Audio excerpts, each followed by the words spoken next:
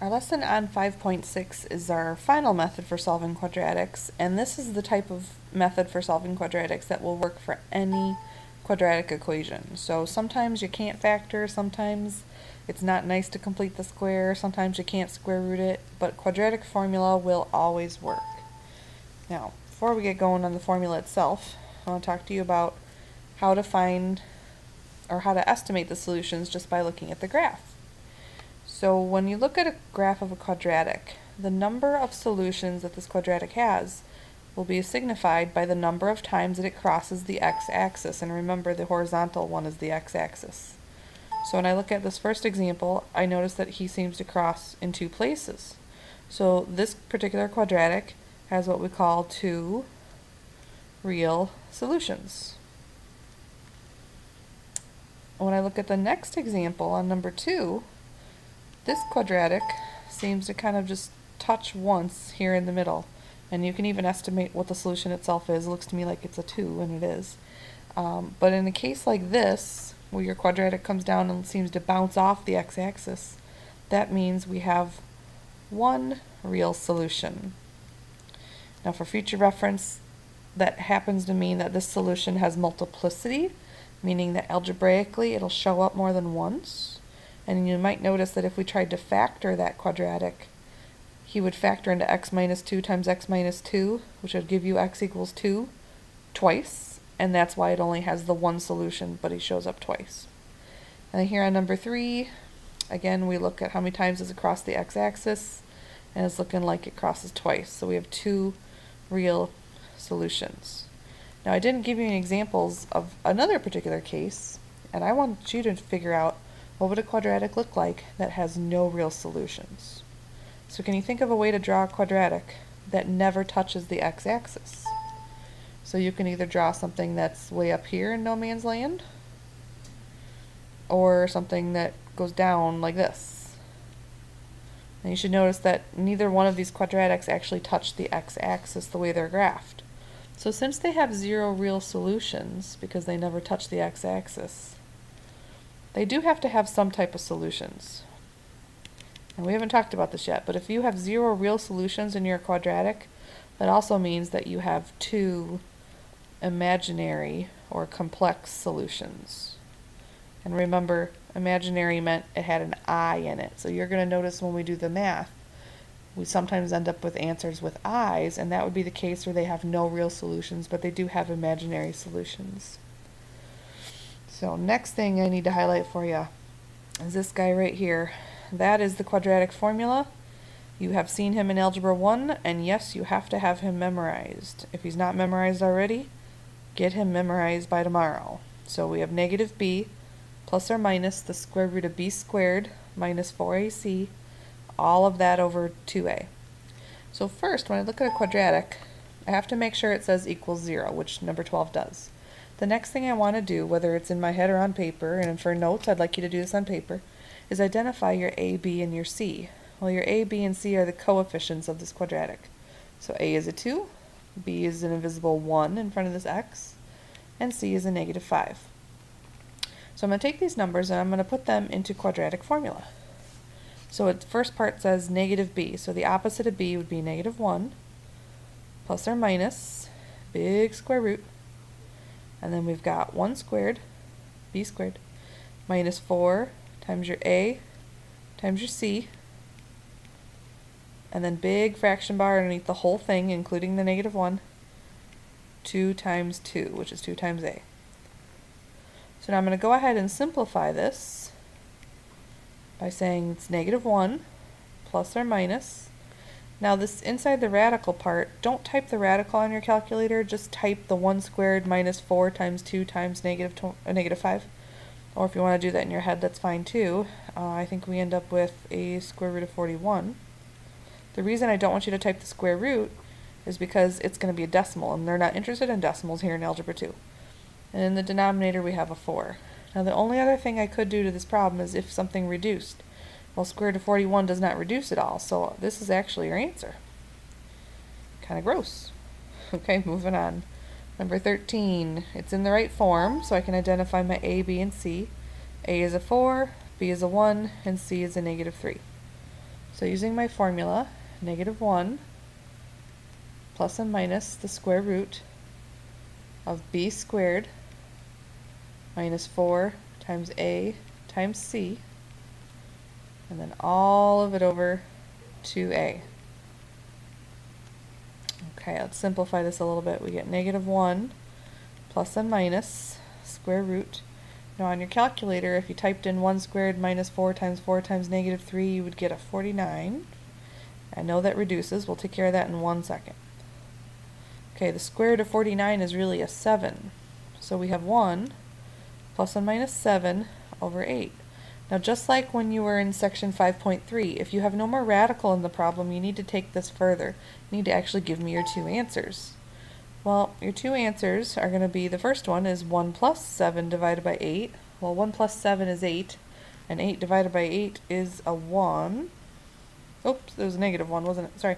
-1 plus 7. Let's try that again. -1 plus 7 is a 6. 6 divided by 8 is a 3/4, so there's my first answer. And then the next answer is -1 minus 7, which is -8 divided by 8 is a -1. So if you reduce all the way down to what looks like a fraction with no more radicals, you need to go ahead and give me your two answers. Okay, problem here on number 14. First thing I notice is this 35 needs to come to the other side. So we're going to rewrite it as 3x squared plus 8x minus 35 equals 0. So can't even use that first way it's written. Your a is 3, your b is 8, and your c is -35. So using quadratic formula, we have -8 plus and minus square root. Now sometimes it helps, instead of writing b squared the way, 8 squared, sometimes it helps if you just go ahead and write what b squared is. So 8 squared is really a 64. Sometimes it's just less things to worry about mistyping on your calculator. Minus 4 times a times c, and then big fraction bar, 2 times the a. So now on your calculator, I want you to go ahead and simplify what's under the radical. If I type the whole thing in, I think I get a 484, which, believe it or not, 484 is something nice. If you take the square root of 484, you get a 22.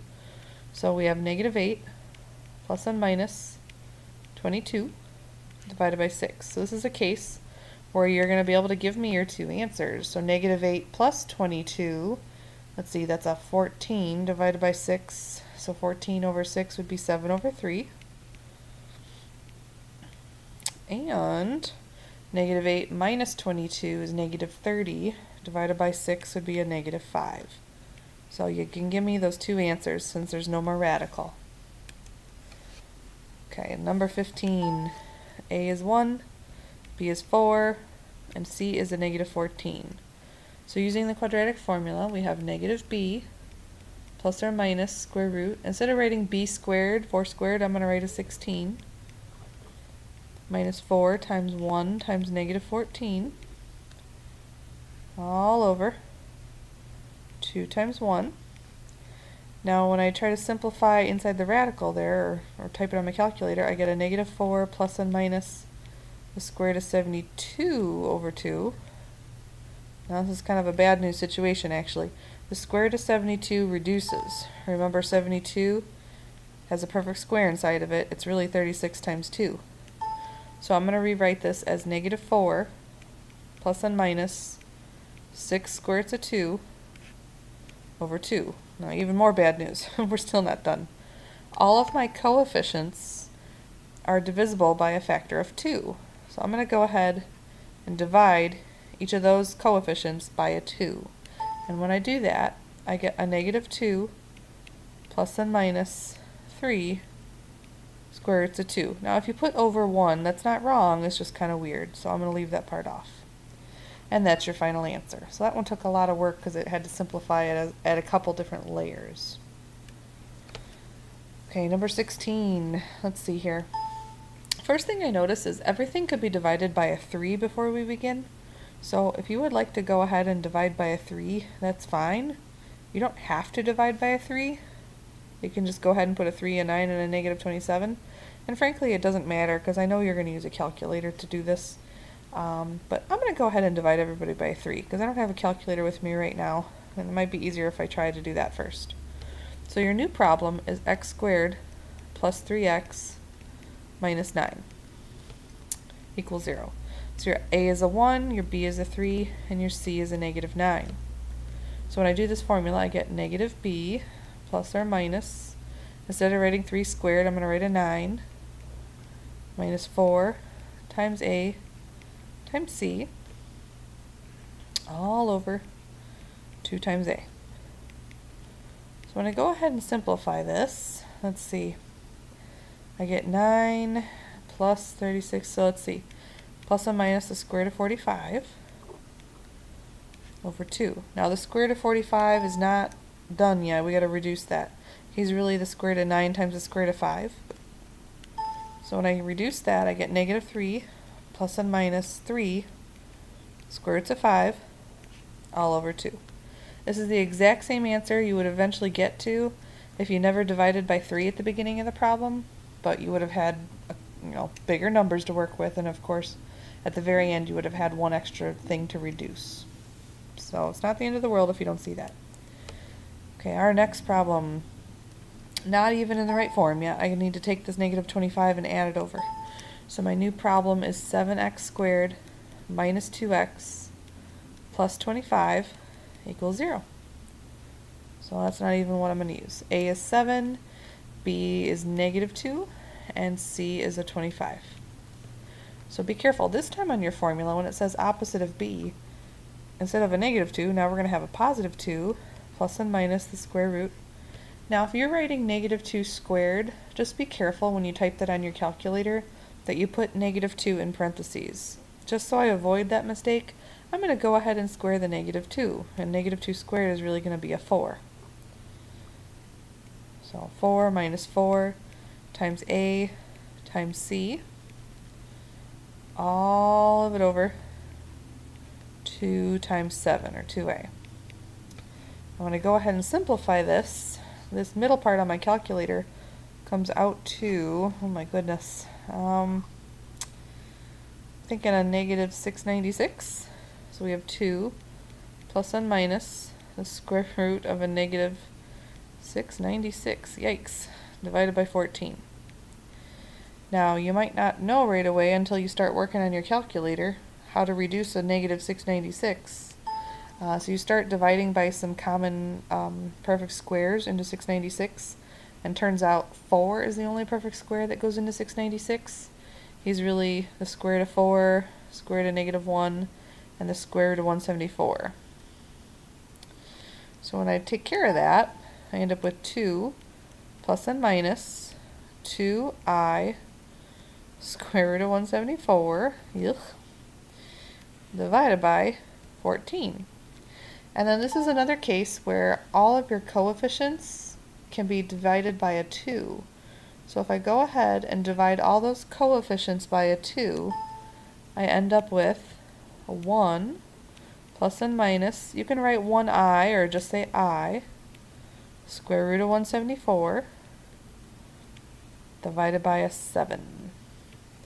Really gross answer, but hey, that's alright, we didn't think that hard. Okay, now we're going to have some quadratic applications, some real life problems. And before I gave you a model where I just dropped something off the top of a building or dropped something off a cliff. But this time I'm going to give you a quadratic equation where something is actually thrown, so it has some sort of velocity associated with it. So this is our new model. You're going to notice there's a middle term right here that has a V, and that stands for velocity. Still is a quadratic, and we're going to solve these using not the square rooting technique. We're going to have to use quadratic formula or some other technique. So let's give it a whirl here. A baton twirler tosses a baton into the air. The baton leaves the twirler's hand 6 feet above the ground and has initial velocity of 45 feet per second, and then the twirler is going to catch the baton when it falls back to a height of 5 feet. How long is it in the air? Well, let's think about what these letters stand for. This H is the final height of the baton at the end of the problem. H sub naught was the initial height when she threw it. So remember, they said it's going to fall back to the ground at 5 feet, so that's our h. And then the velocity was 45 feet per second, so plus 45 t. And then our initial height when she threw it was 6 feet up. So there's the beginning of our equation. Now if we're going to use quadratic formula, we're going to have this say equals 0 on the one side. So I'm going to subtract the 5 over here to the right hand side. And we're going to get 0 equals negative 16t squared plus 45t plus 1. Now, unfortunately, this is not going to be a whole lot of fun to do with quadratic formula, but you have a calculator, so we're going to be okay. Negative 45 plus or minus square root. I don't really know what 45 squared is, so I'm going to just leave it like that. Minus 4 times a times c, and then the whole thing over 2 times a. Now in quadratic formula, we usually get 2 answers. And if you think about this, one of our answers is going to come out positive and one of our answers is going to come out negative. So we need to kind of realize that we need to disregard the negative answer, because it wouldn't make any sense to say the baton was in the air for negative some amount of seconds. Let's clean this up a little bit. Inside the radical, I think we end up with, I don't know, 2089. And since I want a real life answer, I'm going to go ahead and square root that. So I get negative 45 plus or minus, if I square root the 2089, I get 45.71 divided by a negative 32. So our first answer, when I take negative 45 and then I add 45.71 and divide by a negative 32, I think that's going to end up giving me a negative answer. So I'm actually going to disregard that one completely. So let's just do the negative 45 minus 45.71 and then divide that number by a negative 32. So we're taking negative 45 minus 45.71, that is, and then we're dividing that by a negative 32. And when you do that on your calculator, you get approximately 2.83 seconds. And that is our answer, so we're going to go with that.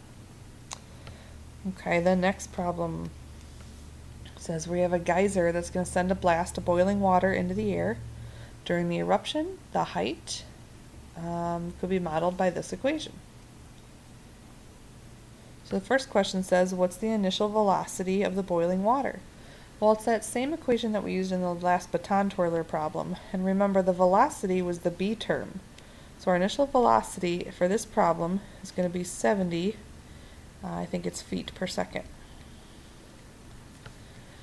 Now the maximum height of the boiling water could be found a couple of different ways. And I'm going to really cheat, and I'm going to graph, because I don't feel like thinking too hard here.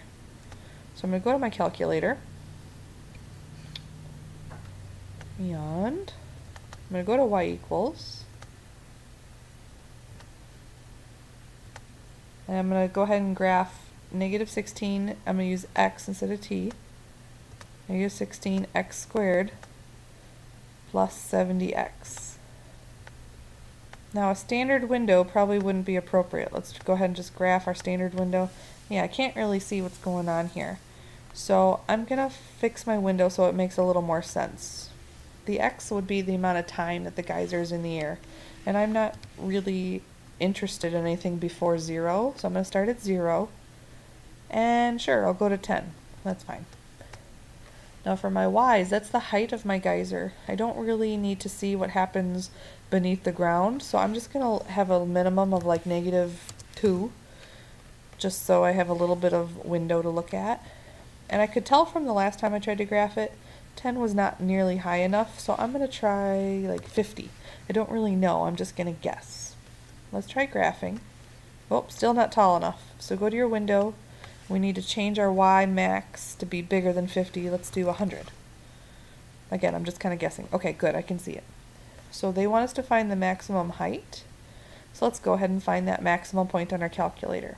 We're going to do this by going to the second and then trace function and then choosing what's called maximum. And then it's going to say left bound question mark. They want you to drag your cursor so that he's just a little bit to the left of that maximum point. Now, I'm going to hit my left arrow until I can drag him to over right here. What we're doing is we're giving a calculator a smaller window to look at. Okay, once you hit enter, now it's going to say right bound. I'm going to take my cursor, go a little bit to the right of that maximum, hit enter. So I'm zooming in from my calculator to do some complicated calculus. And then when it says guess, just hit enter one last time. And at the very end it'll say maximum and it'll give you the values. So it turns out that the maximum height, which is the y value for this problem, is about 76.6 feet. So let's go ahead and write that down. Whoops. There we go. And then it says, how long is the boiling water in the air? Well, if I go back to my calculator, this maximum happened at 2.19 seconds into its little trip. And since there's a symmetry to our parabola, if it takes 2.19 seconds to go this way, it's going to take another 2.19 seconds to go this way. Let's call it 2.2 seconds just so the math is a little easier. So if it's 2.2 plus another 2.2, the water is in the air for a total of 4.4 seconds. So I'm going to draw myself a little sketch just to kind of see where I got this from. Woo, that's ugly. So if this was at 2.2 seconds, that means from here to here would be roughly 4.4 seconds. Now, of course, there's another way to do that question. We could have used quadratic formula. I just don't know if that was the most appropriate way to do that question with quadratic formula. It is possible, it's just not very much fun. Alright, I think that concludes our lesson on 5.6.